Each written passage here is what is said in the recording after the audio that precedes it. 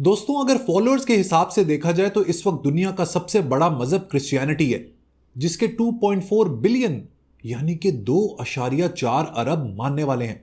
लेकिन क्रिश्चियनिटी की तारीख क्या है? क्यों यह मजहब इतना पॉपुलर हुआ?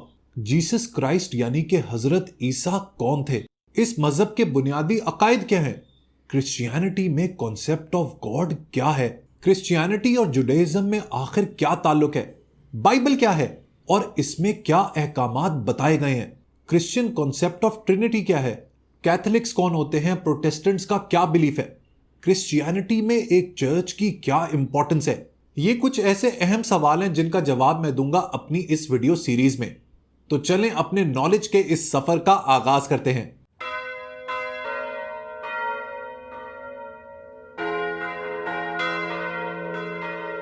क्रिश्चियनिटी मजहब की जो सेंट्रल पर्सनालिटी है ना, वो है जीसस क्राइस्ट।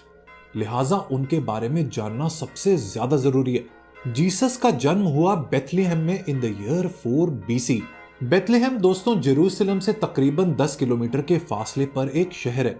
ये जगह उस वक्त रोमन्स के कब्जे में थी। जीसस के बारे में सबसे एक्स्ट्राऑर्डिनरी बात यह थी कि वो बगैर बाप के पैदा हुए थे। यही वजह है कि उनकी मां को वर्जिन मैरी कहा जाता है। लेकिन यहां पर दोस्तों एक क्लैरिटी देना बहुत ज्यादा जरूरी है। ज्यादातर लोग ये समझते हैं कि वर्जिन मैरी की कभी शादी नहीं हुई। ये बात दुरुस्त नहीं है। उनकी शादी हुई थी जोसेफ से, लेकिन बाइबल के मुताबिक उन्होंने जीसस क्राइस्ट को शादी से पहले ही कंसीव कर लिया था। ये पूरा किस्सा समझाने के लिए मैं कोट करूंगा गॉस्पेल ऑफ मैथ्यू से, जो क्रिश्चियंस की रूहानी किताब है। अब जीसस की पैदाइश कुछ यूं हुई। जब मैरी की मंगनी हुई जोसेफ से, लेकिन उनके साथ रहने से पहले वो रूहुल कुद्स से बच्चे के साथ पाई गईं। रूहुल कुद्स दोस्तों होली स्पिरिट की उर्दू ट्रांसलेशन है। होली स्पिरिट के कॉन्सेप्ट के बारे में भी मैं आपको आगे बताऊंगा। उनके शौहर जोसेफ एक नेक आदमी थे, लिहाजा उन्होंने फैसला किया कि मरियम यानी मैरी की बदनामी की बजाय मैं खामोशी से उन्हें छोड़ दूंगा। लेकिन वो ऐसा करने ही वाले थे कि उनके ख्वाब के अंदर एक फरिश्ता आया जो खुदा ने भेजा था। ए यूसुफ इब्ने Dawood, by the way Joseph को उर्दू में यूसुफ कहते हैं और डेविड को दाऊद। ए यूसुफ इब्ने दाऊद, मरियम को अपनी बीवी बनाने से मत डरो, क्योंकि उसके अंदर जो बच्चा है वो होली स्पिरिट का है, वो खुदा का है।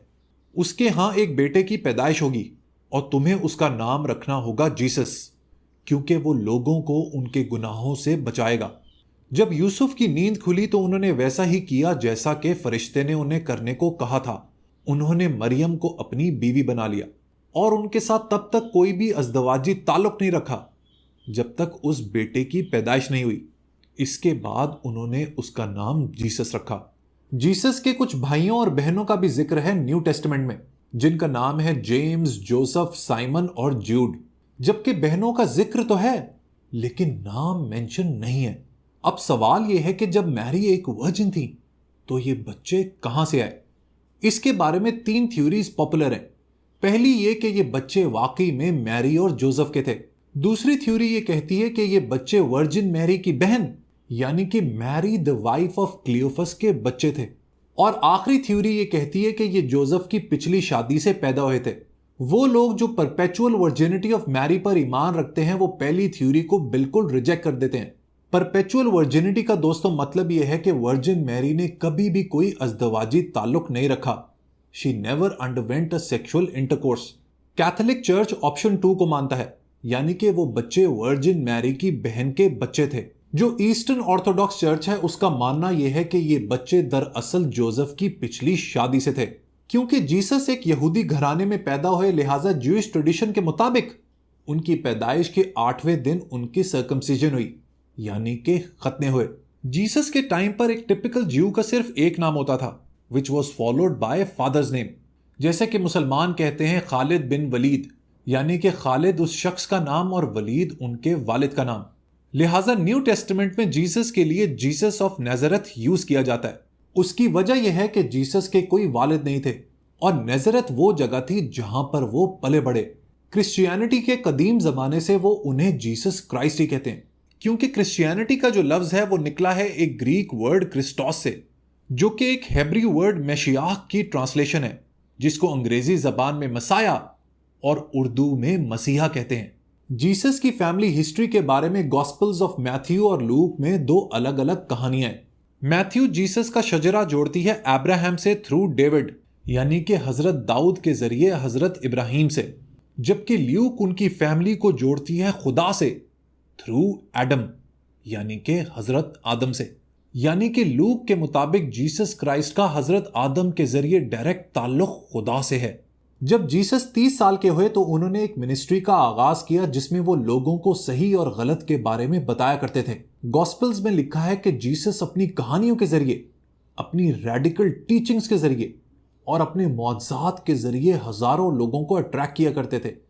लेकिन इन हजारों में से उन्होंने 12 लोगों को चुना टू बिकम हिज डिसाइपल्स। इन 12 डिसाइपल्स या फॉलोअर्स को लेकर एक बहुत ही मशहूर पेंटिंग है जिसका नाम है द लास्ट सपर। इसमें जीसस को इन्हीं 12 डिसाइपल्स के साथ अपने आखिरी सफर को खाते हुए दिखाया गया है। क्योंकि उस वक्त इस इलाके में रोमन्स का कब्जा था, लिहाजा जीसस की शोहरत उन्हें बिल्कुल ना भाई और उन्होंने डिसाइड कर लिया कि इस शख्स को मारना ही पड़ेगा। इन्हीं डिसाइपल्स में से एक, जिसका नाम जूडास था, उसने जीसस के साथ बेट्रेयल किया और उन्हें अरेस्ट करवा दिया। इसके बाद क्या हुआ और जीसस को क्यों अरेस्ट किया गया, इन दो अहम सवालों का जवाब मैं वीडियो में आगे चल के देता हूं।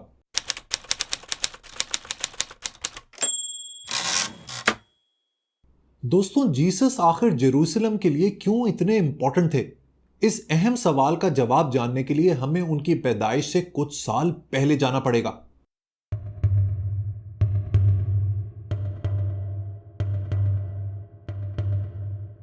63 बीसी में एक रोमन जनरल जिसका नाम पॉम्पी था, उसने जेरूसलम के ऊपर कब्जा किया। इस कब्जे से यहूदियों के तकरीबन एक सदी चलने वाले सेल्फ रूल का इख्तिताम हुआ। पिछले 500 सालों में यह इलाका बहुत सी फॉरेन फोर्सेस के कब्जे में रहा, जिसमें शामिल थे बेबीलोनियंस, एसीरियंस, ग्रीक्स और इजिप्शियंस। बार बार अपने इस इलाके पर कब्जा होने की वजह से यहूदियों का जो नेशनल प्राइड था उस पर डेंट पड़ रहा था और जो उनके अंदर चोजन वंस का भरम था वो अब डगमगाने लगा था। यहूदियों की जो मजहबी किताबें थीं उसमें इस बात का वादा किया गया था कि मुस्तकबिल में एक ऐसा वक्त आएगा जब इजराइलियों के खुदा का पूरी दुनिया पर कब्जा होगा और वो अपने मसीहा के जरिए एक ऐसा सिस्टम दुनिया को देगा जिसमें इंसाफ होगा और अमन होगा। और जब उस मसीहा के आने से ये लम्हा आएगा, ये तारीख का इख्तिताम होगा। It will be the climax of history. इसी वजह से प्रोफेसी में लिखा गया है the end of the old. लेकिन रोमन्स के इस कब्जे के बाद मसीहा का यह ख्वाब सिर्फ ख्वाब ही लगने लगा। लेट 20s के इरा में एक यहूदी रब्बी जिनका नाम था जीसस, उन्होंने एक एक्स्ट्रॉर्डिनरी तालीम का आगाज किया in the Roman occupied Israel. Jesus का कोर मैसेज ये था कि अब वक्त आ गया है जब खुदा की किंगडम, जिसका सदियों से इंतजार था, वो आने वाली है। कुछ लोगों ने यह समझना शुरू किया कि जीसस दरअसल रोमन्स के खिलाफ एक आर्मी बनाना चाह रहे हैं ताकि उन्हें वहां से निकाला जा सके। लेकिन जीसस का असल गोल इजराइल की आजादी नहीं था, वो तो दुनिया को हर तरह की बुराई, हर तरह के ईवल से निजात दिलाना चाहते थे। जीसस की एक टीचिंग्स की कलेक्शन है जिन्हें कहा जाता है सर्मन ऑन द माउंट, जो न्यू टेस्टामेंट के गॉस्पेल ऑफ मैथ्यू में मौजूद है। उसके मुताबिक जीसस ने अनाउंस किया कि अब खुदा की हुकूमत का वक्त आ गया है और इस रूल में हर तरह की बुराई का खात्मा कर दिया जाएगा और इसी बुराई के खात्मे से दुनिया में अमन आ जाएगा। जीसस के आने से कई सदियां पहले यहूदियों के एक प्रॉफिट ईसाया ने कहा था कि जब इस दुनिया में खुदा की हुकूमत आएगी तो हर जगह नाकाबिले यकीन वाकयात होंगे। अंधे देखने लगेंगे, जिन लोगों को सुनाई नहीं देता वो सुनने लगेंगे, जो लंगड़े हैं उनकी टांगे सलामत हो जाएंगी और वो खुशी से झूमने लगेंगे। जब जीसस ने अपनी मिनिस्ट्री कायम की तो वहां पर इसी तरह के वाकयात, इसी तरह के मौजज़ात देखे जाने लगे। जीसस के आने से पहले यहूदियों का यह बिलीव था कि सिर्फ यहूदियों की ही शिफा होगी और सारे नॉन ज्यूज दोज़ख में जाएंगे। लेकिन जीसस ने इस सोच को रिजेक्ट कर दिया और कहा कि खुदा की इस किंगडम में किसी के लिए कोई रुकावट नहीं है। उन्होंने लोगों को बताया कि खुदा की हुकूमत अभी भी है और एक बार फिर मुस्तकबिल में भी होगी। इस हुकूमत का आगाज हो चुका है और खुदा का ये रूल हर उस जगह पर कायम होगा जहां पर लोग उसके बताए हुए रास्ते पर चलते रहेंगे। जीसस ने यह भी बताया कि मुस्तकबिल में जजमेंट डे यानी कयामत का दिन भी आएगा, और तब तक उन लोगों के लिए बहुत देर हो चुकी होगी जो खुदा की किंगडम में शामिल नहीं होंगे, लिहाजा उनकी जगह दोज़ख में होगी। जीसस के इस मैसेज से लोगों के अंदर एक अर्जेंसी क्रिएट हुई। The end had already begun. देखिए, ये जो जीसस का आइडिया है ना, the beginning of the end, यहीं से क्रिश्चियनिटी ने अपनी रूट्स को जुडाइज्म से जुदा किया। जो जीसस के अर्लीस्ट फॉलोअर्स थे उन्होंने कहा कि अब मसीहा की कोई जरूरत नहीं, क्योंकि जीसस खुद एक मसीहा है जिन्हें खुदा ने भेजा है। दूसरी तरफ जो जीसस के मुखालिफ थे उन्होंने उनकी किसी भी बात पर एतबार नहीं किया, इनफैक्ट उन्हें मारने के लिए प्लानिंग करने लगे। क्रिश्चियंस का यह ईमान है कि फाइनली उन लोगों ने जीसस को सलीब पर चढ़ाकर मार दिया, यानी कि क्रूसिफाई कर दिया, लेकिन उसके बाद भी उनके फॉलोअर्स अपने ईमान पर कायम रहे, क्योंकि खुदा ने मरने के बाद जीसस को रिजरेक्ट किया, फिर से जिंदा किया और अपने पास बुला लिया। ये एक ऐसा अनसुना, यूनिक और एक्स्ट्रॉर्डिनरी वाकया था कि यहीं से क्रिश्चियन फेथ का आगाज हुआ।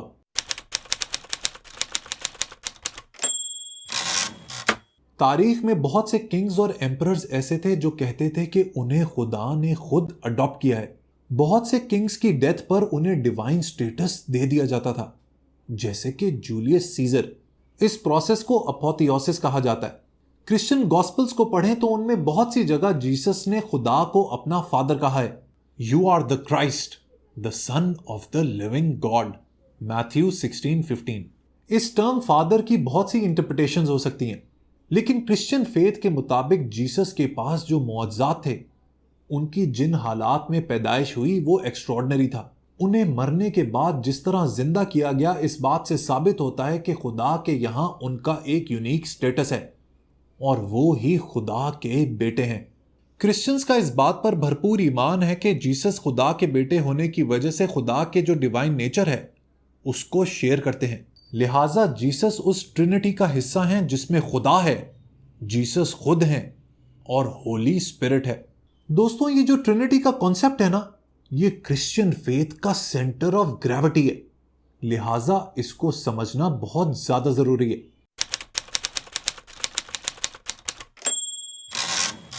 दोस्तों, अगर मैथ्स के किसी टेस्ट में आपको यह सिंपल मैथमेटिकल इक्वेशन मिले 1 + 1 + 1 = what, तो आप बाआसानी इसका आंसर 3 लिख देंगे। लेकिन क्रिश्चियन थियोलॉजी के एग्जाम में अगर आपने इसका आंसर 3 लिखा ना, तो आपका जवाब गलत हो जाएगा, क्योंकि इस इक्वेशन का आंसर 3 नहीं बल्कि 1 है। लेकिन यह तो अजीबो गरीब सी बात है। यह कैसे हो सकता है कि खुदा 3 अलग अलग पर्सनैलिटीज हो, यानी कि फादर, सन और होली स्पिरिट, लेकिन उसके बावजूद भी वो एक ही खुदा हो। यह एक ऐसा आइडिया है क्रिश्चियन थियोलॉजी में जिसको समझाने में बड़े बड़े क्रिश्चियन स्कॉलर्स को मुश्किल पेश आती है, लेकिन आज मैं ये आइडिया आपको जरूर समझा दूंगा। देखें, इस आइडिया को कहते हैं डॉक्ट्रीन ऑफ ट्रिनिटी। आपने क्रिश्चियंस को अक्सर ये एक्शन करते हुए देखा होगा, but what does it actually mean? देखें, क्रिश्चियनिटी की जो रूट्स है ना, वो जुडाइज्म से जुड़ी हुई हैं। जुडाइज्म ही वो मजहब था जिसमें जीसस पैदा हुए थे। जिस तरह जुडाइज्म मोनोथीस्टिक है, इस तरह क्रिश्चियंस का भी एक ही खुदा पर ईमान है। लेकिन यह कैसे हो सकता है कि क्रिश्चियंस जीसस की एज गॉड भी इबादत करें और वो खुदा जिसे जीसस ने अपना फादर कहा उसकी भी इबादत करें? मोर ओवर, खुदा के इस कॉन्सेप्ट का होली स्पिरिट से क्या ताल्लुक है? अब क्रिश्चियनिटी में चूंकि इस होली स्पिरिट की भी इबादत होती है, तो क्या इसका मतलब यह है कि क्रिश्चियनिटी मोनोथीस्टिक की बजाय ट्राइथीस्टिक है, यानी कि इसमें 3 खुदाओं पर ईमान है?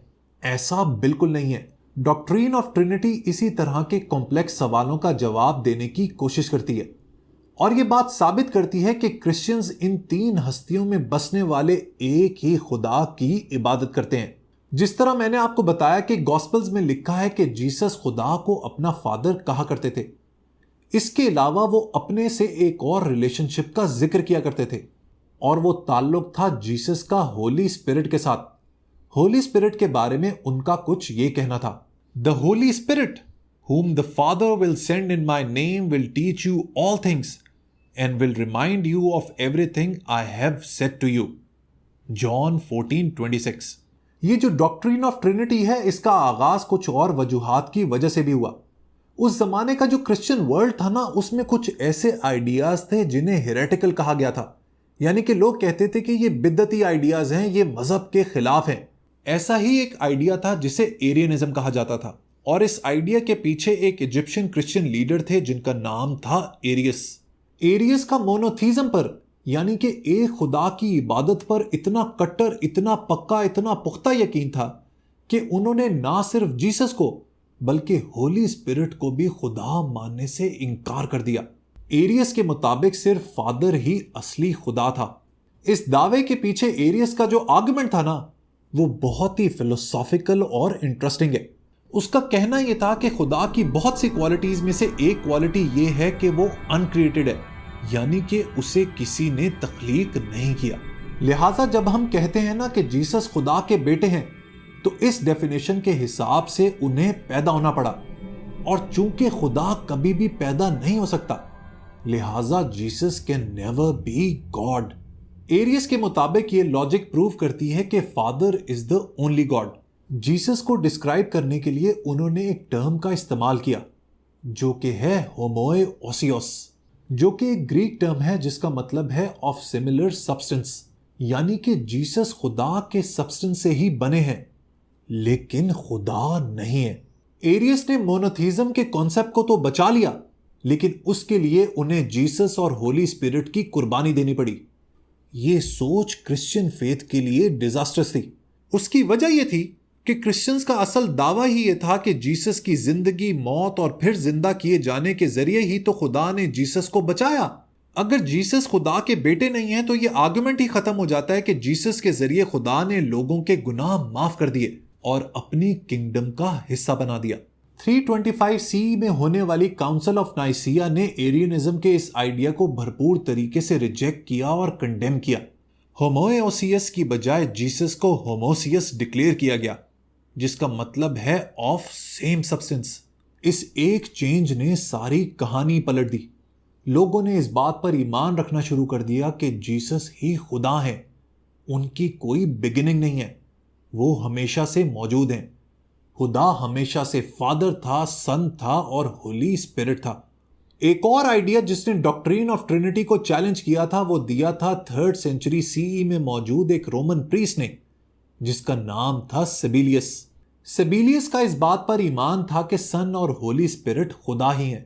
उन्होंने इस प्रॉब्लम को कि खुदा एक है या तीन, इस तरीके से सॉल्व किया कि उनका कहना था कि फादर, सन और होली स्पिरिट एक ही खुदा के अलग अलग रूप, अलग अलग मॉड्स हैं।